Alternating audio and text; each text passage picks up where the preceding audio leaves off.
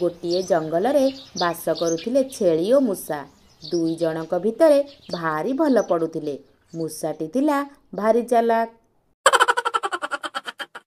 ଖରାଦିନ ତ ଗଲାଣି, ହେଲେ ଆକାଶରେ ଟିକେ ହେଲେ ବର୍ଷାର ଦେଖା ନାହିଁ। ଜଙ୍ଗଲରେ ଯେତେ ସବୁ ଘାସ ସବୁ ଶୁଖିଗଲାଣି। ଏବେ କ'ଣ ହେବ କେଜାଣି? ଛେଳି ଭାଇ, ତୁମେ ବଡ଼ ବୋକା। ସୃଷ୍ଟିକର୍ତ୍ତା ଆମମାନଙ୍କୁ ମୁଣ୍ଡ କ'ଣ ପାଇଁ ଦେଇଛନ୍ତି ଜାଣିଛ? ତୁମେ କ'ଣ ଜାଣିନ? ମୁଣ୍ଡ ଯଦି ନଥାନ୍ତା ତାହେଲେ ଆମର ଏଇ ଶିଙ୍ଗ ଦୁଇଟି କୋଉଠି ରହିଥାନ୍ତା କହିଲ? ତୁମର ଯୋଉ ବୁଦ୍ଧି, ଏପରି ବୁଦ୍ଧି, ଏତେ ବୁଦ୍ଧି ରଖି କ'ଣ କରିବ? ହଁ ପରା, ଆମର ଏତେ ବୁଦ୍ଧି, ତଥାପି ସମସ୍ତେ କହୁଛନ୍ତି ଛେଳିମାନେ ନିର୍ବୋଧିଆ। ଏ କ'ଣ ମୂଷା ଭାଇ, ତୁମେ ମୁହଁ ଲୁଚେଇ ହସୁଛ କ'ଣ ପାଇଁ? ଆରେ ବାବା, ମୁଁ ଜାଣିଛି ମୁଣ୍ଡ ଥାଏ ଚିନ୍ତା କରିବା ପାଇଁ। ଆଉ ତୁମେ? ଛାଡ଼ ଛେଳି ଭାଇ। ମୁଁ କ'ଣ ଭାବୁଛି ଜାଣିଛ ମୂଷା ଭାଇ? କେମିତି ଦିନଗୁଡ଼ା କଟିବ ମୋର? ମୁଁ ଏକା ନୁହେଁ, ମୋ ପରି ଆହୁରି ଅନେକ ଅଛନ୍ତି, ଯିଏ ସବୁ ଗଛର ପତ୍ର, ଫଳ, ଘାସ ଖାଇ ବଞ୍ଚୁଛନ୍ତି। ବୁଝିଲ? ତୁମେ ସିନା ତୁମ ଘରେ ଖାଇବା ରଖିଦେଇଛ। ଆମ ଘରେ ଖାଇବା ରଖିକି ଲାଭ ବା କ'ଣ ଯେ? ଆଜି ଏ ଗଛରେ ତ କାଲି ସେ ଗଛରେ ରହୁଛି। ମୋର ବସାର ଓ ଖାଇବାର କିଛି ଠିକ୍ ଠିକଣା ନାହିଁ। ସେ ଯାହା ହେଉ, ତଥାପି ମୋର ଖାଦ୍ୟର କିଛି ସମସ୍ୟା ନାହିଁ। ବୁଝିଲ? ଦେଖ ମୂଷା ଭାଇ, ଏଠି କିଛି ଫଳ, ହେଲେ ଏଇଟା ଏଠିକି କେମିତି ଆସିଲା? ଏପଟେ ମୋତେ ଜୋରେ ଭୋକ ବି ଲାଗିଲାଣି। ବୋଧେ ତାକୁ ଏଠିକି ରଖିଦେଇ ଯାଇଛି। ହେଲେ ତୁମେ ଆଜି ଏଟାକୁ ଖାଇ ଗୋଟେ ଦିନ ଚଳେଇ ନିଅ। ନା ନା ମୂଷା ଭାଇ, ଅନ୍ୟ କାହାର ଖାଦ୍ୟ ଉପରେ ଭାଗ ବସେଇବା ଠିକ୍ ନୁହେଁ। ସିଏ ଯଦି ଜାଣିବ ମୁଁ ତାର ଖାଦ୍ୟ ଖାଇଛି ବୋଲି, ସେ ବହୁତ ମନ ଖରାପ କରିବ। ଆରେ ଭାଇ, ଆଜି ଯଦି ତୁମେ ନ ଖାଇବ ତାହେଲେ ତୁମେ ତ ମରିଯିବ। ତା ଛଡ଼ା ତୁମେ ତ ଜାଣିଛ, ଏଠି ଯିଏ ବି ଖାଦ୍ୟ ରଖିଛି ସିଏ ଆହୁରି ଅଧିକ ଖାଦ୍ୟ ସାଇତିକି ରଖିଥିବ। ତୁମେ ଏଟାକୁ ଖାଇ ବିଶ୍ରାମ ନିଅ। ମୁଁ ଏବେ ଆସୁଛି। ମୋତେ ଆହୁରି ଖାଦ୍ୟ ସଂଗ୍ରହ କରି ରଖିବାକୁ ପଡ଼ିବ। ଆଗକୁ ତ ବର୍ଷା ହେବ ଯେ ଚାରିଆଡ଼େ ପାଣି ହିଁ ପାଣି ଭର୍ତ୍ତି ହୋଇଯିବ। ଦେଖୁ ଦେଖୁ ବି ଶୀତ ଦିନ ଚାଲି ଆସିବ। ଏବେ ମୋର କେତେ କାମ ବାକି ଅଛି। ମୋତେ ଆଗ ଖାଦ୍ୟ ସଂଗ୍ରହ କରି ରଖିବାକୁ ପଡ଼ିବ। ଆଜି ଦିନଟା ସିନା ଫଳ ଖାଇ ଚଳେଇ ଦେଲି, ହେଲେ କାଲି କ'ଣ ହେବ? ଏମିତି କିଏ ଜଣେ ନଥାନ୍ତା ମୋତେ ସବୁଦିନ ଗଛର କଞ୍ଚା ପତ୍ର ଓ ଡାଳ ଖାଇବାକୁ ଦିଅନ୍ତା? ନହେଲେ ମୁଁ ଗଛ ଚଢ଼ି ପାରିଥାନ୍ତି କି? ଖୁବ୍ ମଜା ହୋଇଥାନ୍ତା। ହଉ ଛାଡ଼, ଏବେ ଯାଉଛି ଟିକେ ଶୋଇପଡ଼ିବି। କାଲିକି ଦେଖାହେବ କ'ଣ ହେବ। ଛେଳି ଭାଇର ତ ଖାଇବା ବ୍ୟବସ୍ଥା କରିଦେଲି, ହେଲେ ମୋର କ'ଣ ହେବ? ମୋତେ ତ ଜୋରେ ଭୋକ ଲାଗିଲାଣି। କିଛି ଗୋଟେ ବୁଦ୍ଧି ବାହାର କରିବାକୁ ପଡ଼ିବ। ମୁଁ ତ ଯାହା ତାହା କିଛି ଖାଇପାରିବି ନାହିଁ। କିଛି ଟିକେ ଭଲ ମନ୍ଦ ନହେଲେ ମନଟା ଖାଇବାକୁ ଭଲ ପାଇବନି। ହେଲେ ଜଙ୍ଗଲର ଯୋଉ ହାଲ, ଜୋର ଖରାରେ ସବୁ ଜଳି ପୋଡ଼ି ଗଲାଣି। ଭଲ ଖାଇବା କୋଉଠୁ ପାଇବି ଯେ? ଓହୋ, ମୋର ଏତିକି ଖାଦ୍ୟ ଘରର ଗୋଟେ କୋଣରେ ପଶି ଯାଉଛି। ମୁଁ ତ ଗୋଟେ ମାସରେ ୟାକୁ ଖାଇଦେବି। ପୁଣି ତାପରେ କ'ଣ ହେବ? ନା ନା, ମୋତେ ଆହୁରି ପରିଶ୍ରମ କରିବାକୁ ପଡ଼ିବ। ଦିନ ରାତି ଗୋଟେ କରି ମୋତେ ଖାଦ୍ୟ ଖୋଜିବାକୁ ପଡ଼ିବ।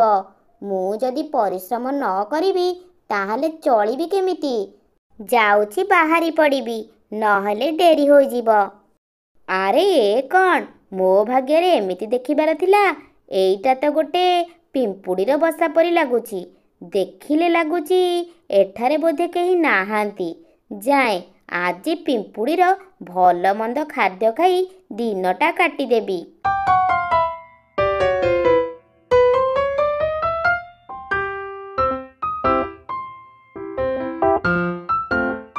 ଆହା, କି ଆନନ୍ଦ, କି ସୁନ୍ଦର ଖାଦ୍ୟ। ଆଜି ତ ପୁରା ପେଟ ଭର୍ତ୍ତି କରି ଖାଇବି। ଆରେ ବା, ଏଠି ତ ଖଣ୍ଡେ ଫଳ ପଡ଼ିଛି। ଯାଉଛି ଏଇଟାକୁ ନେଇଯିବି। ଓରେ ବାବାରେ, ଏଇଟା କେତେ ଭାରି। ନା ନା, ଯାହା ବି ହେଉ ଏଇଟାକୁ ବୋହି ନେଇ ଯିବାକୁ ପଡ଼ିବ ଘରକୁ। ଏଇଟାକୁ କଷ୍ଟ କରି ନେଇଗଲେ ମୋର କେତେ ଗୁଡ଼େ ଦିନ ଚାଲିଯିବ। ଆରେ ବାବା, ଏଠି ତ ଦେଖୁଛି ଖାଦ୍ୟର ପାହାଡ଼। ଏତେ ଖାଦ୍ୟ ଜମେଇକି ରଖିଛି ପିମ୍ପୁଡ଼ି ଭାଇ। ମୁଁ ଯାଉଛି ଅଏସ୍ କରିକି ଖାଇବି। ହେଲେ କୋଉଟା ଆଗ ଆରମ୍ଭ କରିବି ଜାଣିପାରୁନି। ସେଇଟା ନା ଏଇଟା? ୱାଃ, କେତେ ସୁନ୍ଦର ଖାଇବା! ମନଟା ଖୁସି ହେଇଗଲା। ଖାଇକି ମୋର ପେଟ ପୁରା ଭର୍ତ୍ତି ହୋଇଗଲା। ଆଉ ଖାଇଲେ ମୋ ପେଟ ଫାଟିଯିବ।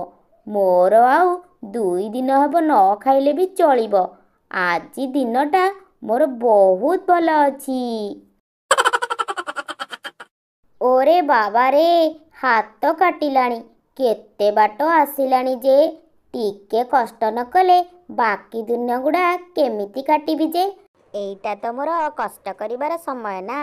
ହାୟ ହାୟ ରେ, କିଏ ଆସିଥିଲା ମୋ ଘରକୁ?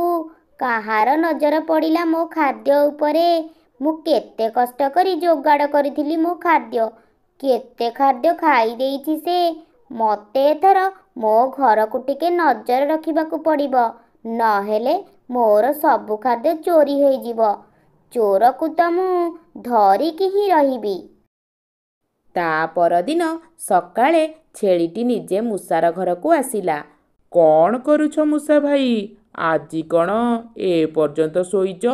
ତୁମକୁ ନ ପାଇ ମୁଁ ଏଠାକୁ ଚାଲି ଆସିଲି। କ'ଣ କହିବି ଭାଇ, ବହୁତ ଦିନ ପରେ କାଲି ମୁଁ ଗୋଟେ ଭୁରି ଭୋଜନ ଖାଇଛି। ଏ ପର୍ଯ୍ୟନ୍ତ ବି ପେଟ ଭର୍ତ୍ତି ହୋଇଅଛି। ସେଥିପାଇଁ ଭଲ ନିଦଟେ ହୋଇଯାଇଥିଲା। କୋଉଠୁ ଖାଇଲ ଏମିତି ଭୁରି ଭୋଜନ? ନିମନ୍ତ୍ରଣ ଥିଲା କି କୋଉଠି? ନିମନ୍ତ୍ରଣ ନାହିଁ ମ ଭାଇ। ଆଉ ତୁମର କ'ଣ ଖବର? କ'ଣ ଆଉ ଖବର? ନଦୀର ପାଖକୁ ଯାଇଥିଲି, ଏବେ ଫେରୁଛି। ସେଠି ତ ପୁରା କୋଇଲା ପରି ହୋଇଯାଇଛି। ପାଣି ବି ଟିକେ ଶାନ୍ତିରେ ପିଇ ପାରିଲି ନାହିଁ। ନଦୀରେ ବି ଆଗ ଭଳି ଆଉ ପାଣି ନାହିଁ। ଆଚ୍ଛା ଭାଇ, ତୁମେ ଜାଣିଛ କି ଏତେ ପାଣି କୁଆଡ଼େ ଯାଉଛି? କୁଆଡ଼େ ଆଉ ଯିବ? ଖରା ପାଇଁ ଆକାଶକୁ ଉଠି ଯାଉଛି। ନହେଲେ କ'ଣ ଏତେ ବର୍ଷା ହୋଇପାରନ୍ତା? ତୁମର କି ବୁଦ୍ଧି ମ ମୂଷା ଭାଇ। ମୁଁ ଏବେ ଆସୁଛି, ପରେ ଦେଖା ହେବ।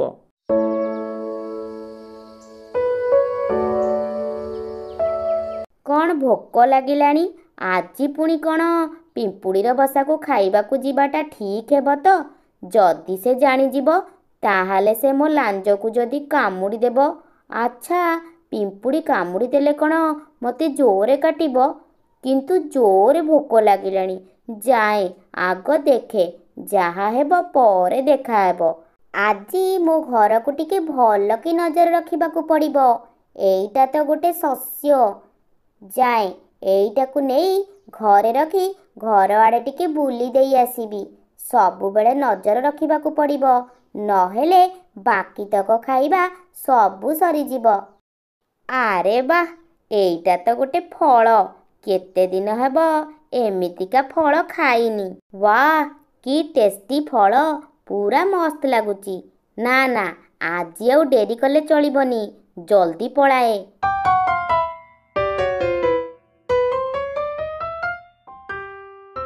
ଆରେ, ଏଇଟା ତ ମୂଷା ବୋଧେ। ଇଏ ମୋ ବସା ପାଖରେ କ'ଣ କରୁଛି? ସେ ମୋ ଘର ଭିତରେ ଆଉ ପଶିନି ତ? ନା ନା, ଅଯଥାଟାରେ କାହାକୁ ସନ୍ଦେହ କରିବା ଠିକ୍ ନୁହେଁ। ଆରେ, ଇଏ କ'ଣ? ପୁଣି ମୋର ଖାଇବା କିଏ ଚୋରି କରିଛି? କିଏ କରୁଛି ମୋର ଖାଇବା ଗୁଡ଼ାକ ସବୁ ଚୋରି? ଆଖପାଖରେ ତ ମୂଷାକୁ ଦେଖିଲି। ସିଏ ଆଉ ଆସିନି ତ? ମୋତେ ଆହୁରି ସାବଧାନ ରହିବାକୁ ପଡ଼ିବ। ଧୀରେ ଧୀରେ ଚୋରକୁ ଧରିବାକୁ ବି ଚେଷ୍ଟା କରିବି। ବୋକା ପିମ୍ପୁଡ଼ି ନିଶ୍ଚୟ କିଛି ବୁଝିପାରିନଥିବ। ଏମିତିକା ଶସ୍ୟ ସବୁ ଛାଡ଼ି କିଏ କୁଆଡ଼େ କ'ଣ ଯାଏ? ହା ହା ହା ହା ହା। ଏବେ ସବୁ ଭଣ୍ଡାର ତୋର ମୁଁ ହିଁ ଲୁଟ୍ କରିବି। ଏବେ ଆଉ ମୋତେ ଖାଦ୍ୟ ପାଇଁ ଚିନ୍ତା କରିବାକୁ ପଡ଼ିବନି। ମୂଷା ଭାଇ ମୋତେ ଆଉ ଆଗ ଭଳି ସେମିତି ଭଲ ପାଉନି। ସେତେବେଳେ ମୋ ସହିତ କେତେ କଥା ହେଉଥିଲା। ଯୁଆଡ଼େ ଯାଏ ସାଙ୍ଗରେ ନେଇକି ଯାଏ। ହେଲେ ଏବେ ମୋତେ ସେ କିଛି କଥା କହୁନାହିଁ।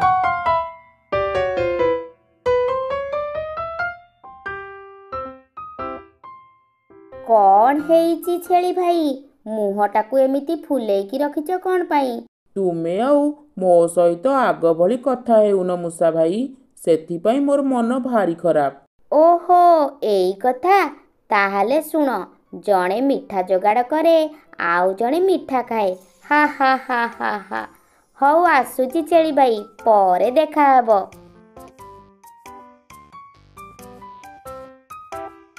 କ'ଣ କହିଲା ଯେ ସେ ମୂଷା ଭାଇ? ମିଠା ଯୋଗାଡ଼ କର, ମିଠା ଖାଅ। ରହରେ ବାବା, ମୋର ତ ଏତିକି ବଡ଼ ମୁଣ୍ଡ, ଏତେ କଥା ଚିନ୍ତା କରିହେବନି। ମୁଁ ବରଂ ଖାଇବା ଖୋଜିବା ଦରକାର। ଘାସପତ୍ର ତ ଠିକ୍ରେ ମିଳୁନାହିଁ, କିଏ ବା ଭଲ ଖାଦ୍ୟ ଦେବ ମୋତେ? ଆଜି ଆଉ ଖାଦ୍ୟ ଖୋଜିବା ପାଇଁ ଯିବିନି। ଆଜି ଏଇଠି ହିଁ ଅପେକ୍ଷା କରିବି। ଚୋର ଆସିଲେ ତାକୁ ଏମିତି କାମୁଡ଼ିବି ଯେ ସେ ସାରା ଜୀବନ ମନେ ରଖିବ। ଅନ୍ୟର ଖାଦ୍ୟ ପ୍ରତି ଆଉ କେବେ ନଜର ଦେବନି। ଆଜି ତ ମୁଁ ପୁରା ମଜା କରି ଏଇ ଖାଦ୍ୟଗୁଡ଼ା ଖାଇବି, ଆଉ ଖାଇସାରି ଆରାମରେ ଶୋଇପଡ଼ିବି। ରହରେ ବଦମାସ ମୂଷା, ତୁ ତାହେଲେ ମୋର ଖାଦ୍ୟକୁ ଚୋରି କରୁଛୁ? ରହ ରହ, ଆଜି ତତେ ମଜା ଚଖଉଛି।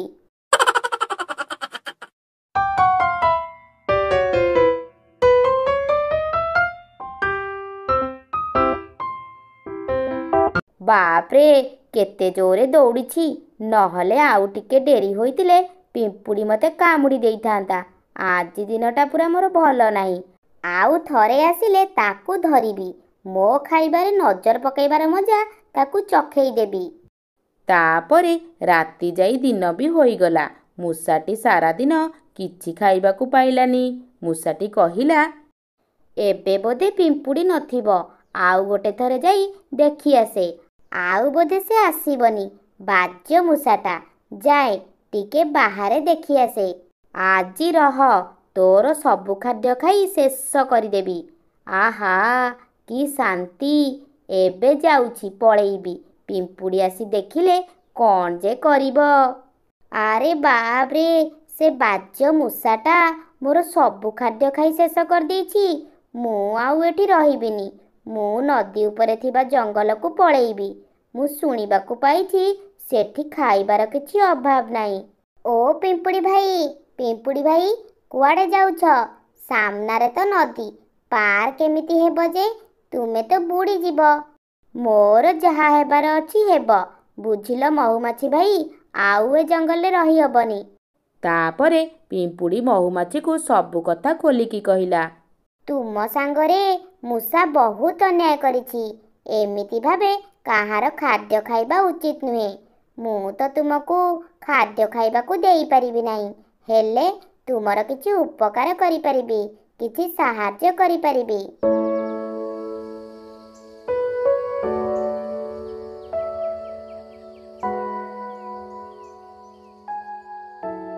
ମହୁମାଛି ଗୋଟିଏ ଶୁଖିଲା ପତ୍ର ଆଣି ନଦୀରେ ପକେଇଦେଲା।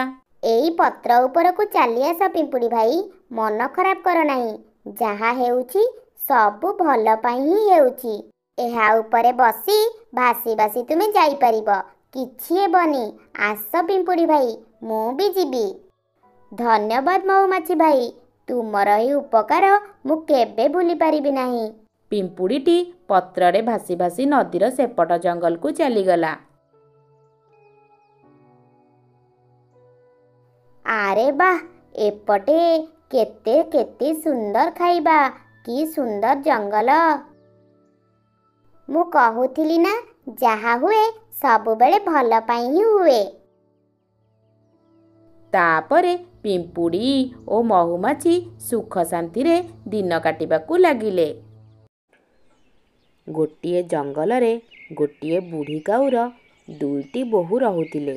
ବଡ଼ ବୋହୂର ନାଁ ସୁନ୍ଦରୀ କାଉ ଓ ସାନ ବୋହୂର ନାଁ ରାନୀ ଚଢ଼େଇ ଥିଲା।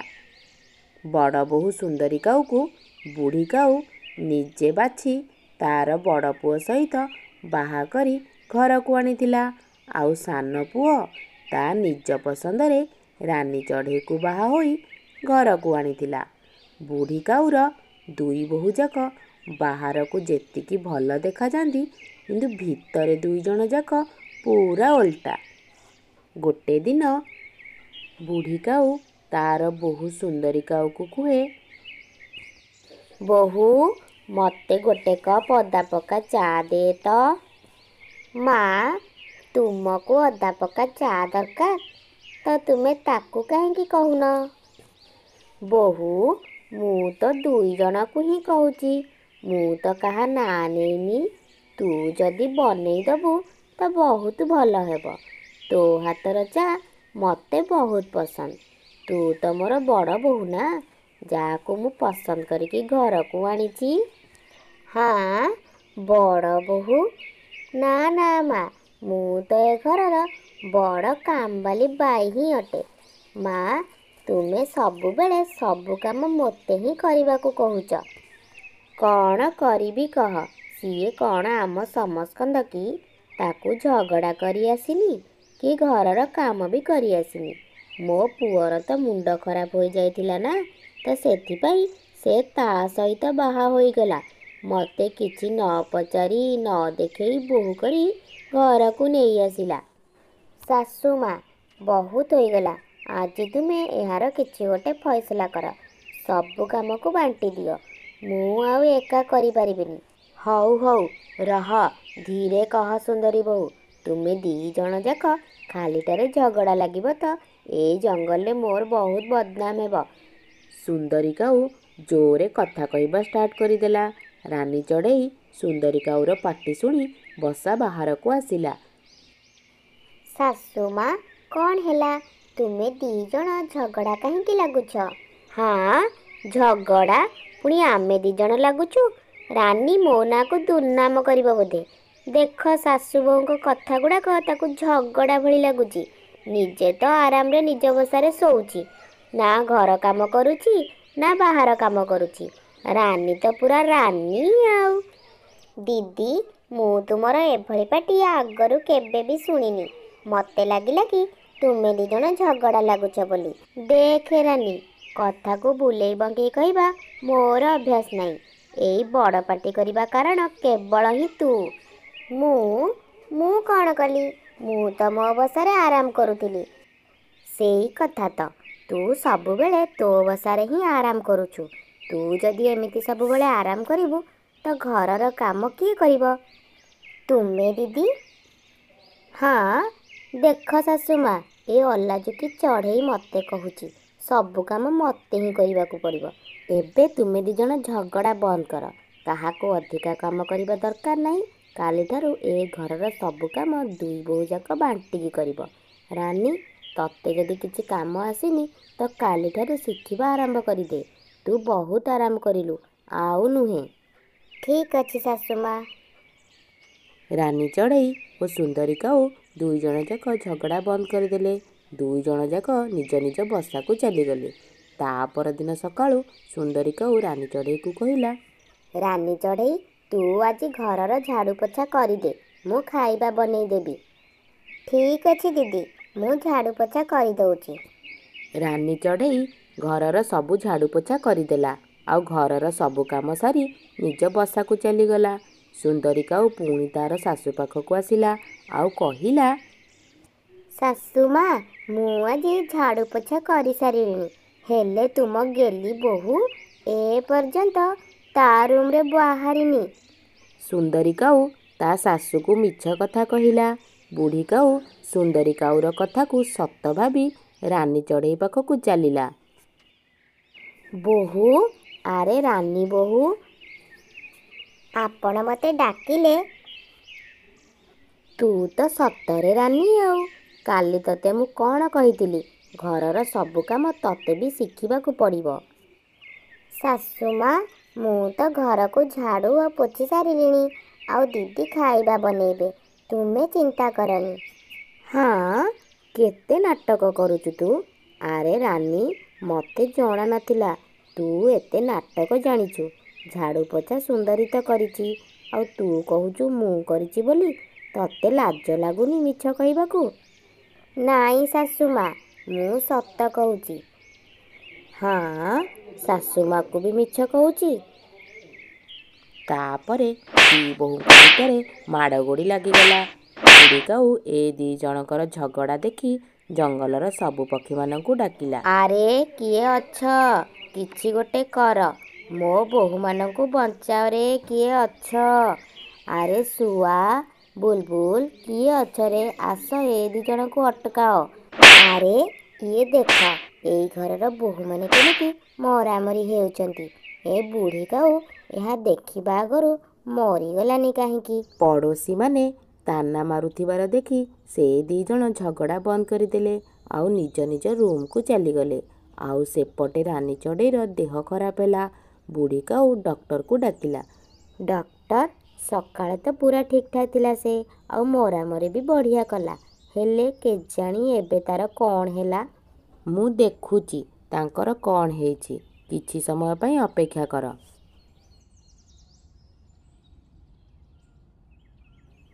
ଖୁସି ଖବର, ରାନୀ ଚଢ଼େଇ ଅଣ୍ଡା ଦେବାକୁ ଯାଉଛନ୍ତି। ବହୁତ ବହୁତ ମୁବାରକ। ତୁମେ ତୁମ ବୋହୂର ଠିକ୍ରେ ଯତ୍ନ ନିଅ। ଡକ୍ଟର ଏହା କହି ସେଠାରୁ ଚାଲିଗଲେ। ରାନୀ, ଆଜି ତୁ ମୋତେ ବହୁତ ଖୁସି କରିଦେଲୁ। ମୁଁ ଜେଜେମା ହେବାକୁ ଯାଉଛି। ମୁଁ ତ ଭାବୁଥିଲି ମୁଁ ମୋ ନାତିକୁ ଦେଖିବା ଆଗରୁ ମରିଯିବି ବୋଲି। ସୁନ୍ଦରୀର ବାହାଘର 2 ବର୍ଷ ପୂରିଗଲାଣି, ହେଲେ ସେ ଏବେ ପର୍ଯ୍ୟନ୍ତ ମା ହୋଇପାରିଲା ନାହିଁ। ଶାଶୁମା, ଦିଦି ବି ଆପଣଙ୍କୁ ଅଣ୍ଡା ଦେବାର ଖୁସି ଖବର ନିଶ୍ଚିତ ଶୁଣାଇବେ। ଆପଣ ଚିନ୍ତା କରନ୍ତୁ ନାହିଁ। ଦୂରରେ ଥାଇ ସୁନ୍ଦରୀ କାଉ ଏ କଥା ସବୁ ଶୁଣୁଥାଏ। ଶାଶୁମା ଏବେ ରାନୀ ପଟିଆ କହିବେ, ଆଉ ସେ ଚଢ଼େଇ ଆରାମ ହିଁ ଆରାମ କରିବ। ମୋତେ କିଛି କରିବାକୁ ପଡ଼ିବ। ଏ ଚଢ଼େଇ ଯେବେଠୁ ଏ ଘରକୁ ଆସିଲାଣି ମୋ ସମ୍ମାନ କମିବାରେ ଲାଗିଛି। ଏଇ ବିଷବାଲା କ୍ଷୀର ପିଇ ସେ ରାନୀ ଚଢ଼େଇ ମରିଯିବ। ସୁନ୍ଦରୀ କାଉ କ୍ଷୀରରେ ବିଷ ମିଶେଇବାର ଶୁଆ ଦେଖିଦେଲା। ଶୁଆ ଉଡ଼ି ଉଡ଼ି ଯାଇ ବୁଢ଼ୀ କାଉକୁ ଯାହା ଦେଖିଥିଲା ସବୁ କହିଦେଲା। ସୁନ୍ଦରୀ କାଉ ରାତିରେ ବିଷ ମିଶା କ୍ଷୀର ରାନୀକୁ ଦେଲା। ଇଏ ନେ ରାନୀ, କେଶର ମିଶା କ୍ଷୀର। ଆକୁ ପିଇଲେ ପିଲା ବହୁତ ସୁନ୍ଦର ଓ ମଜବୁତ ହେବ। ଚଢ଼େଇ କ୍ଷୀର ପିଇବାକୁ ଯାଉଥିଲା ତ ବୁଢ଼ୀ କାଉ ଗ୍ଲାସକୁ ପକାଇ ଦେଲା। ସୁନ୍ଦରୀ, ଇଏ ତୁ କ'ଣ କରୁଛୁ? ଶାଶୁମା, ଇଏ କ'ଣ କଲେ? କ୍ଷୀର ଗ୍ଲାସକୁ ତଳେ ପକାଇ କ'ଣ ପାଇଁ ଢାଳିଦେଲେ? ଏଇ କ୍ଷୀରରେ ସୁନ୍ଦରୀ ବିଷ ମିଶେଇଥିଲା, ଯାହାକୁ ଶୁଆ ନିଜେ ହିଁ ସବୁ ଦେଖିଥିଲା ଆଉ ମୋତେ ସବୁ କହିଲା। ଶାଶୁମା, ମୁଁ କ'ଣ କରିବି? ଏ ଚଢ଼େଇର ଯେବେଠୁ ମା ବନିବାର ଖବର ଶୁଣିଲି ମୋ ମୁଣ୍ଡ ଖରାପ ହୋଇଗଲା। ମୁଁ ନିଜକୁ ନିଜେ କ୍ଷମା କରିପାରିଲି ନାହିଁ। ଇଏ ସବୁବେଳେ ଆରାମ ହିଁ ଆରାମ କଲା, ଆଉ ମୁଁ ଖାଲି କାମ ହିଁ କାମ। ତୁ ଏମିତି ଯଦି ଭାବୁଛୁ, ତୁ ମୋ ଘରୁ ବାହାରି ଯା, ନହେଲେ ଧକ୍କା ମାରି ବାହାର କରିଦେବି। ନାଇଁ ଶାଶୁମା, ସେ ବି ଜଣେ ଘରର ବୋହୂ। ଆପଣ ଏମିତି ବାହାର କରନ୍ତୁନି। ଦିଦି, ମୁଁ ଯଦି 2ଟା ଅଣ୍ଡା ଦେବି, ତାହେଲେ ଗୋଟେ ଅଣ୍ଡା ମୁଁ ତୁମକୁ ନିଶ୍ଚିତ ଦେବି। ରାନୀ ଚଢ଼େଇ କିଛି ଦିନ ପରେ 2ଟା ଅଣ୍ଡା ଦେଲା। ରାନୀ ଚଢ଼େଇ ଗୋଟିଏ ଅଣ୍ଡା ସୁନ୍ଦରୀ କାଉକୁ ଦେଇଦେଲା। ତାପରେ ଏବେଠୁ ସମସ୍ତେ ହସ ଖୁସିରେ ରହିଲେ।